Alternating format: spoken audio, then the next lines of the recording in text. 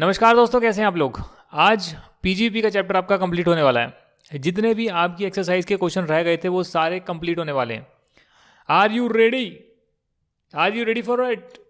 जोर से बोलिए यस सर। हम लोग तैयार हैं, उसका मुझे प्रमाण दीजिए। चिल्लाइए जोर से, हाँ हम रेडी हैं। हम सब रिवाइज कर कर आए हैं। डिफिकल्ट क्वेश्चन हमारे लिए बच्चों का खेल है। अच्छा ऐसा है क्या? तो क्वेश्चन नंबर 7 मेरे साथ पढ़िएगा।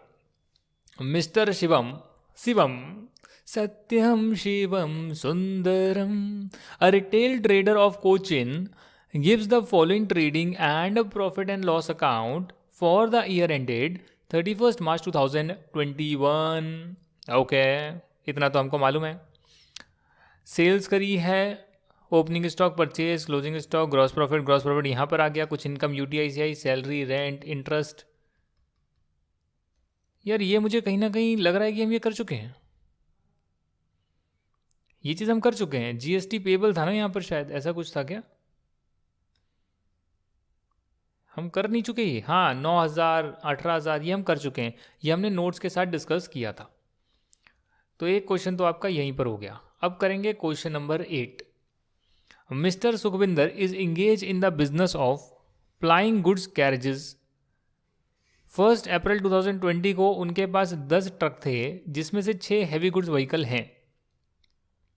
उनका ग्रॉस वेट 15,000 केजी है। 2 मई को उन्होंने एक हैवी गुड व्हीकल को बेचा और एक लाइट गुड व्हीकल 6 मई को खरीदा। This new vehicle could however be put to use on 15 June 2020। आपको इनकी टोटल इनकम निकालनी है। देखिए इसको हम कैसे कर सकते हैं। 1 अप्रैल को आपके पास 10 ट्रक है। 1 अप्रैल 2021 को आपके पास 10 ट्रक है, ठीक है ना। और 10 में से 6 ट्रक जो हैं वो क्या है? हैवी गुड्स व्हीकल हैं, ठीक। मान लेते हैं हम ट्रक नंबर डाल देते हैं। ट्रक नंबर 1, ट्रक नंबर 2, 3, 4, 5, 6, 7, 8, 9 और 10। तो हमने 10 ट्रक के नंबर डाल दिए। ये 10 के 10 ट्रक में से 6 ट्रक जो है वो हैवी गुड व्हीकल हैं, 15,000 केजी यानी कि 15 टन। तो 15 टन, 15 टन, 15 टन और 15 टन। यहाँ पर जितने भी टन होते हैं 1,000 रुपये प्रति टन प्रति महीने के हिसाब से प्रिजम्पटिव इनकम निकलती है। तो वो हम मल्टीप्लाई कर देंगे। इसके अलावा 4 व्हीकल आपके हैं नॉर्मल वाले व्हीकल, जिसमें 7,500 रुपये को हर महीने के हिसाब से हम इनकम मानते हैं।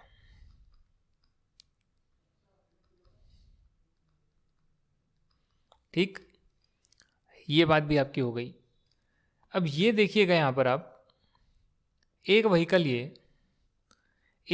ये कौन सा वाला हैवी गुड व्हीकल जो है ये बेच देते हैं 2 मई को, यानी कि वो व्हीकल इनके पास सिर्फ 2 महीने के लिए रहा।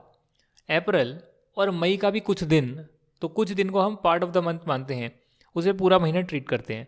तो 1,000 रुपये पर व्हीकल पर मंथ और पार्ट ऑफ द मंथ, तो ये 2 महीने के लिए रहा, बाद में बिक गया। बाकी जो थे वो 12 महीने के लिए रहे, ठीक है। इसके बदले आपने एक नया लाइट गुड व्हीकल परचेज कर लिया और वो आपने 6 मई को खरीदा। तो जब आपने एक बेचा तो आपके पास 9 व्हीकल हो गए, और फिर आपने जब खरीदा तो आपके पास 10 व्हीकल हो गए। तो यानी कि एनी टाइम आपके पास 10 से ज़्यादा व्हीकल तो हुए नहीं है। बस फ़र्क ये है कि ये जो है 11 महीने के लिए रहेगा और बाकी 12 महीने के लिए रहेंगे, ठीक। अच्छा, बड़ा कॉम्प्लेक्स करा हुआ है यार इन्होंने, बहुत ज़्यादा कॉम्प्लेक्स करा हुआ है। चलो हम एक बार देख लेते हैं अपने हिसाब से, उसके बाद मैच करेंगे। ये हो गया 15,000 मल्टीप्लाई बाई 2, 30,000। उसके बाद जो है सीधा इनका मैं टोटल निकाल रहा हूँ। कैसे निकाल रहा हूँ बताता हूँ आपको।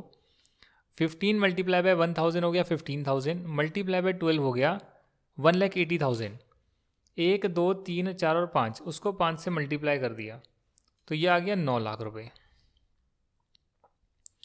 फिर आपका है 7,500 रुपये मल्टीप्लाई बाय 12, ये आपका आ गया 90,000। 90,000 को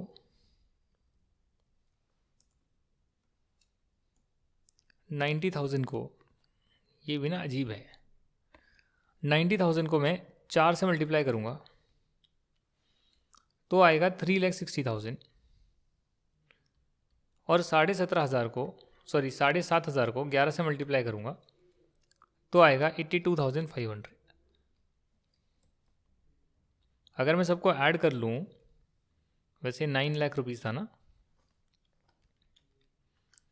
प्लस 3,60,000 प्लस 82,500 प्लस 30,000, तो ये आ रहा है मेरा 13,72,500।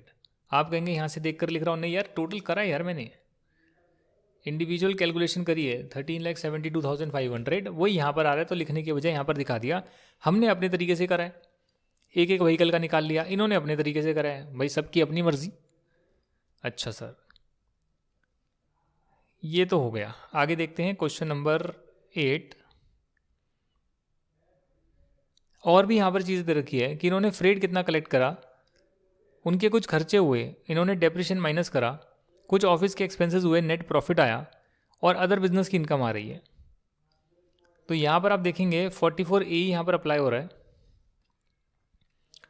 और अगर ये लोअर प्रॉफिट क्लेम करना चाहते हैं तो कर सकते हैं, मनाही नहीं है, पर उस केस में जो है इन्हें अकाउंट्स बनाने पड़ेंगे, ऑडिट करवाना पड़ेगा।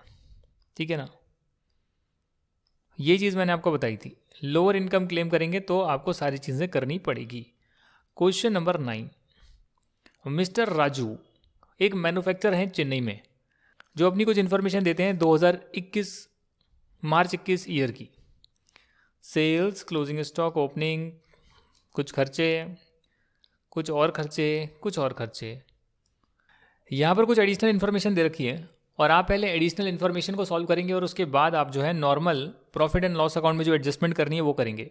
नेट प्रॉफिट को बेस बनाएंगे, इसमें प्लस माइनस की एडजस्टमेंट हम लगाएंगे।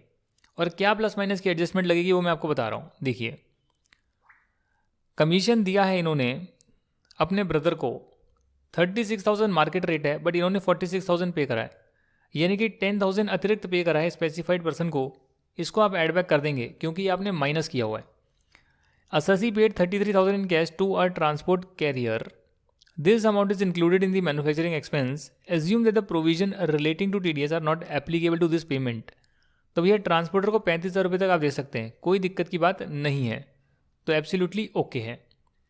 4,000 per month was paid as salary to a staff throughout the year and this has not been recorded in the books of account.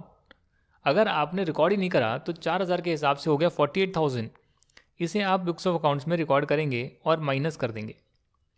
Bank term loan interest actually paid up to 31 March 2021 वो है 20,000 और बाकी का जो पे करा है वो नवंबर 21 में करा है, यानी कि due date of filing ITR के बाद पेमेंट करी है।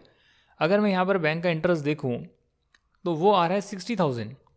60,000 में से 20,000 ही आपने पे करा है, यानी बाकी का 40,000 आपने अभी पे नहीं करा, उसको आप एड बैक कर देंगे। रीज़न इज़ रियली सिंपल कि गवर्नमेंट को जब आप टैक्स की पेमेंट करते हैं, GST की लाइबिलिटी, या बैंक को इंटरेस्ट देते हैं, वो पेमेंट बेसिस पर अलाउड होता है। अगर आप payment due date of filing ITR तक करते हैं तो क्योंकि नहीं करी आप एड बैक करेंगे, और क्योंकि अगले साल करी तो अगले साल फिर अलाउ हो जाएगा।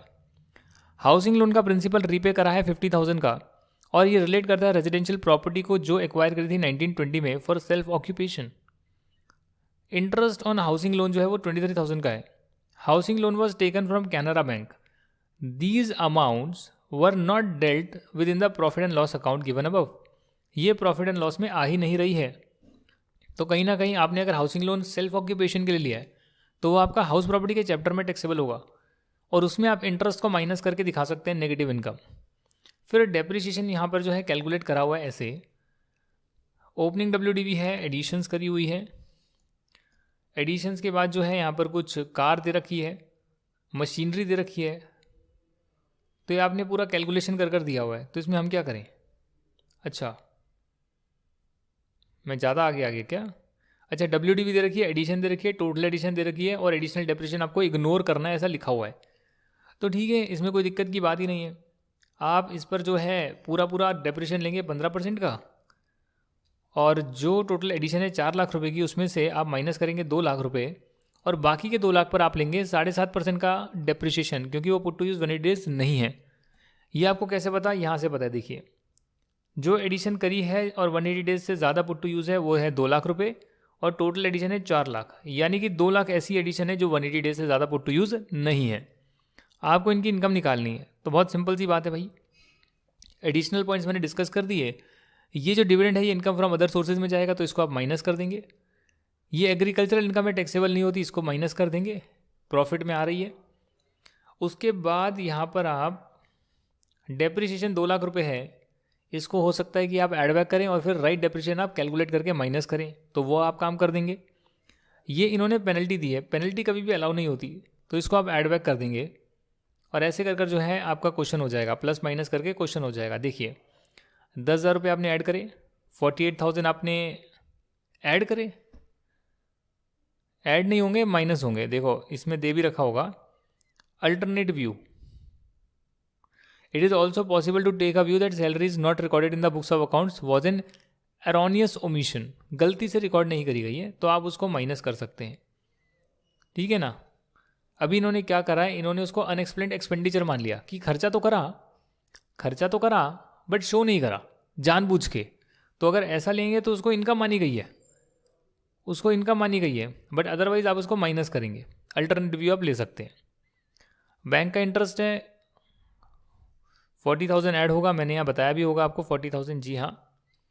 पेनल्टी ऐड बैक होगी, हो गया। डेप्रिसिएशन ऐड बैक होगा और राइट डेप्रिसिएशन माइनस होगा, तो वो भी आपने कर दिया। डिविडेंड और एग्रीकल्चर इनकम यहाँ पे टैक्सेबल नहीं होती, वो आपने हटा दिया। जो इनकम फ्रॉम हाउस प्रॉपर्टी है वो अलग से आपने कैलकुलेट करी। हाउस प्रॉपर्टी के चैप्टर में मैंने बताया कि जो इंटरेस्ट आप पे करेंगे सेल्फ ऑक्यूपाइड के केस में वो यहाँ पर माइनस होता है, तो वो नेगेटिव इनकम आएगी। इनकम फ्रॉम अदर सोर्सेज में डिविडेंड की इनकम आएगी और ग्रॉस टोटल इनकम से आप माइनस करेंगे जो भी आपने 80C की डिडक्शन ली है। और 80C की डिडक्शन में एक डिडक्शन ऐसी आती है कि जिसमें आप अगर प्रिंसिपल पे करते हैं हाउसिंग लोन का, तो प्रिंसिपल की रीपेमेंट आप 80C में ले सकते हैं। इन्होंने वही लिया है और कुछ भी नहीं है। हाँ जी, आखिरी क्वेश्चन आ रहा है, question number 10। Mister Tenzing is engage in composite business of growing and curing coffee. ये क्वेश्चन आप अभी नहीं कर सकते हैं जी। क्यों नहीं कर सकते? क्योंकि हम एग्रीकल्चरल इनकम के बाद ही ये क्वेश्चन कर पाएंगे, जो कि आपका नेक्स्ट चैप्टर है और नेक्स्ट क्लास में जो है हम चीज़ें डिस्कस करेंगे। तो यानी कि एक आधा चीज़ छोड़कर मैंने आपका सारा कॉन्सेप्ट और सारे क्वेश्चंस पीजीबीपी के डिस्कस कर दिए हैं। अब ये आपका दायित्व है कि ये जो इतना बड़ा चैप्टर है, इतना बड़ा ग्रंथ है, इसको आप एक बार रिविजन करें, एक बार गो थ्रू करें, स्टडी मटेरियल पढ़ें और पुरानी जो क्वेश्चंस आए हैं पिछली बार, उससे पिछली बार आरटीपी के क्वेश्चंस, उसको आप ट्राई करें। ये आपका एडिशनल एफर्ट है और जो स्टूडेंट ये करेगा वही इनकम टैक्स के पेपर में एग्जामिनेशन ला पाएगा।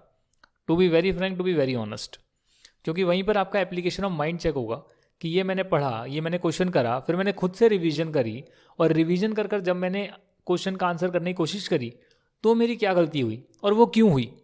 जब ये चीज़ें जानेंगे आप तब पता लगेगा कि हाँ, मुझे यहाँ पर इम्प्रूवमेंट की ज़रूरत है। मैं जितना सिंप्लीफाई कर सकता हूँ मैंने करने की कोशिश करी है। अब वो सिंप्लीफाइड फॉर्म में तो अच्छे से कर लीजिए, उसकी बार बार रिवीजन लगा लीजिए, ये आपका काम है। नेक्स्ट क्लास में जो है हम नया चैप्टर स्टार्ट कर रहे हैं, एग्रीकल्चरल इनकम, जो थोड़ा बहुत इसी का पार्ट है, बट उसे हम डिटेल में डिस्कस करेंगे। और फिर जो है आपका हाउस प्रॉपर्टी, पीजीबीपी और कैपिटल गेन हो जाएगा। इनकम फ्रॉम अदर सोर्सेज रहेगा, जिसको हम डिस्कस कर लेंगे 3-4 क्लास का जो चैप्टर है, और फिर आपके 4 हेड्स ऑफ इनकम हो जाएंगे। तो बहुत सारा कोर्स है, अभी 50% से ज़्यादा हो गया, बाकी 50% बाकी है, उसे करना बाकी है। तो आप ध्यान से पढ़ाई करते रहिए। देखिए आप, हमने बहुत सारे पेजेस कर दिए, आई थिंक 50-70 पेजेस कर दिए हैं, 50% ही आपका सिलेबस हुआ है। बट अगर देखा जाए तो सिर्फ पीजीबी का चैप्टर 165 पेजेस का है और हमारी पूरी बुक शायद 120-130 पेजेस की है। तो आप देख सकते हैं कि मैंने कितना ब्रीफ में लाकर आपको इनकम टैक्स दिया है। एटलीस्ट उसका तो एक एक पॉइंट याद रखिए, एक एक पॉइंट, कोई चूक नहीं होनी चाहिए। It's really very brief. Thank you for watching, I will see you in the next video then. Tata and bye bye.